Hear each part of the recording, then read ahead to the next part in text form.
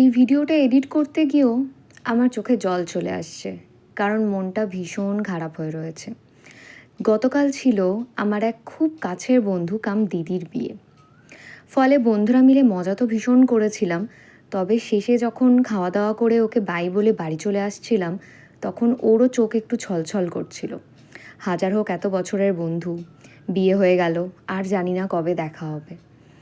যাই হোক, চলো মন খারাপকে দূরে সরিয়ে রেখে তোমাদের সাথে শেয়ার করি কালকের দিনটা কেমন কাটলো আর কি কি খেলাম।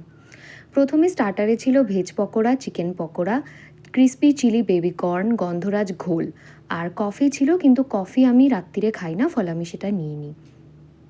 তারপরে চলে গিয়েছিলাম বিয়ের মেন কোর্স খেতে। সেখানে ছিল কড়াইশুঁটির কচুরি, ফিশ ফ্রাই, কাশ্মীরি আলুর দম, চানা মশলা ইত্যাদি। এগুলো খেয়ে তো প্রচণ্ড পেট ভর্তি হয়ে গেছিলো। এগুলো খেতে না খেতেই তারপর দিয়ে দিল বাসন্তী পোলাও, ছিল দই কাতলা, কিন্তু আমি কাতলা মাছ খাই না তাই সেটাও নিইনি।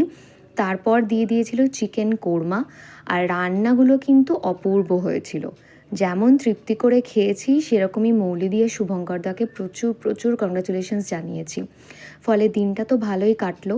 তারপর একে একে দিয়ে দিয়েছিল চাটনি, পাঁপড়, ছিল গুড়ের রসগোল্লা, গুড়ের সন্দেশ, আর লাস্টে ছিল ম্যাঙ্গো আইসক্রিম।